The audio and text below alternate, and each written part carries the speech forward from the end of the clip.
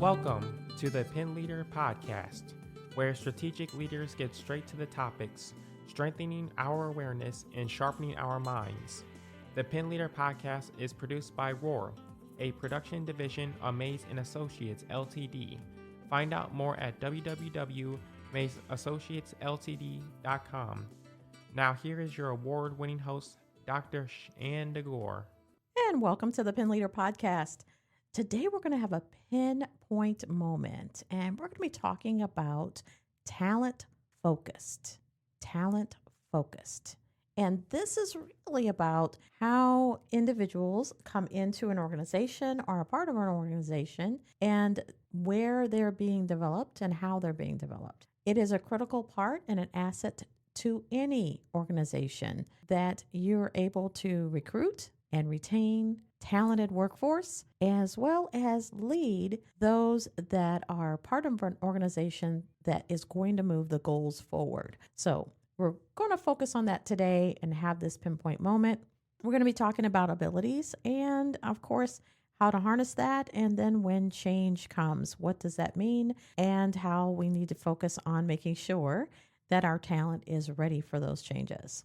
So the first part of this is we're going to be defining what talent really means, and it refers to the natural abilities, acquired skills, knowledge, and personal attributes that every individual possesses, which enables them to perform tasks, solve problems, and contribute value, both not only in a professional way, but also in a personal way and in any organizational setting.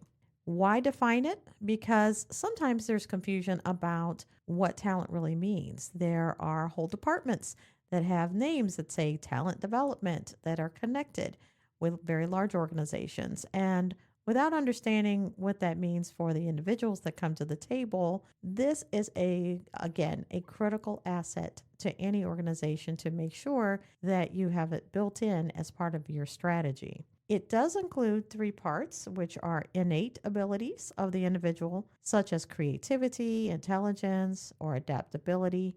There's learned skills, which again is something that you can move the needle on, help someone further develop, like communication, like leadership, and technical expertise. If you're thinking about, well, what does my organization do? Well, perhaps you have a conference or you have workshops or you bring individuals into the organizations, consultants to help with those learned skills and to help them further whatever skills that they have currently. And then there's personal traits.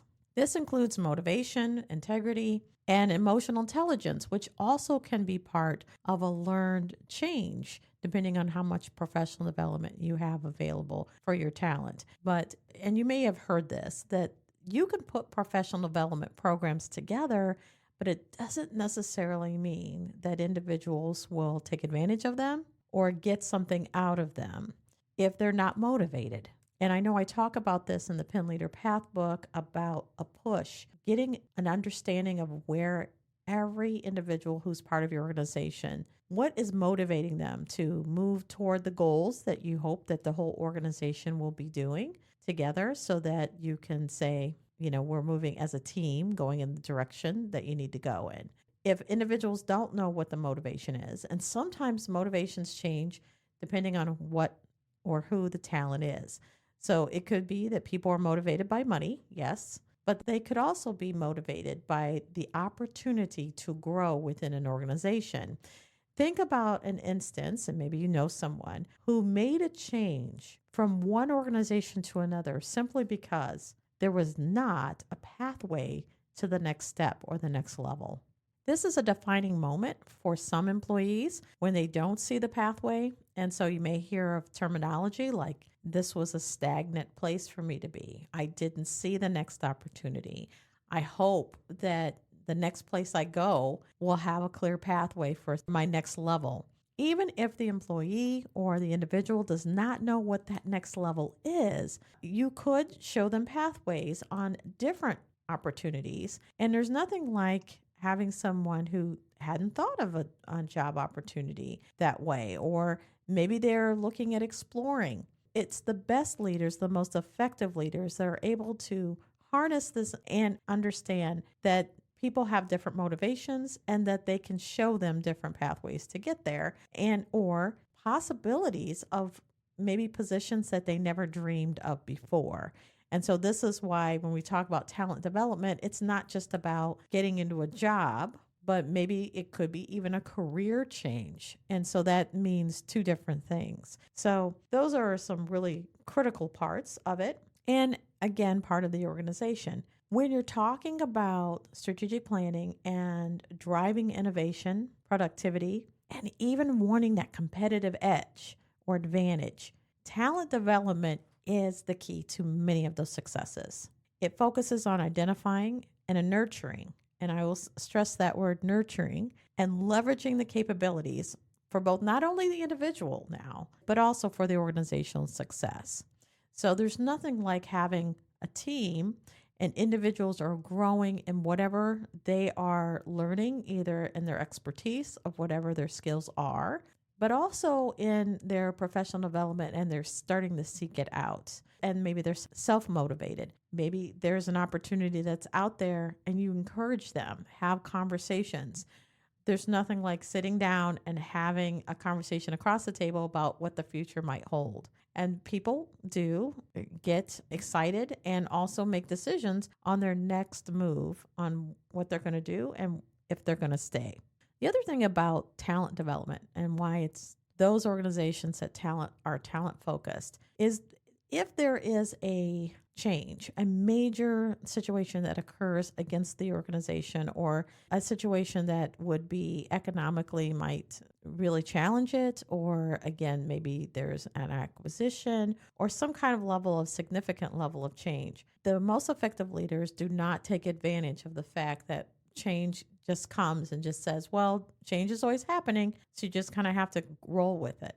You eventually will wear your team and your talent out if you're always having changes happening and you're not allowing them the time to absorb it, right? Changes that occur, especially in a high level of impact, such as, again, maybe there's a change in products or services that are having to be changed, and there's a tight time frame. And with added demands, maybe a quick turnaround, this can be stressful. There's nothing worse than, again, having talent that you're stressed them out of the position. Not intentional, but that this actually occurs because they, don't have the skills to actually handle the change. And you yourself are looking at it as just a given that the change happens and that everybody must go along with it. So please monitor for the stress, and it's prudent for you to do this if you're, again, for effective leadership. Make sure there are multiple supports in place. And let me stress too that if you have a budget that's tight, try not to have professional development be the first thing to be cut. Try to make sure to take a look at it to reserve some of those funds so that those that are part of the organization can see that their talent development is still part of the overall picture and that it is still considered valuable for not only for them to have it, but for the organization itself. Regardless of what you're doing, the changes are happening. These are protection for the long term in recruiting talent, but also retaining them, because satisfaction levels really critically important. And you want to make sure those individuals are not only happy with working with the organization, but they're going to help you naturally with recruiting for others to come in. So with that, that's our pinpoint moment.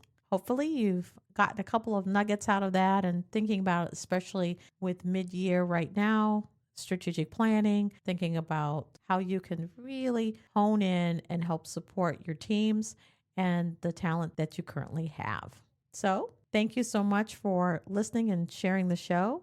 Also, thank you to our sponsor, Jennifer Pansition at Edward Jones. We appreciate you. And if you haven't picked up the latest edition of the Pin Leader Path, Identifying, Engaging, and Developing Effective Human and AI Leadership for Your Organizational Culture, you can do that at Amazon, Books A Million, Barnes & Noble, or anywhere where books are sold online. So until next time.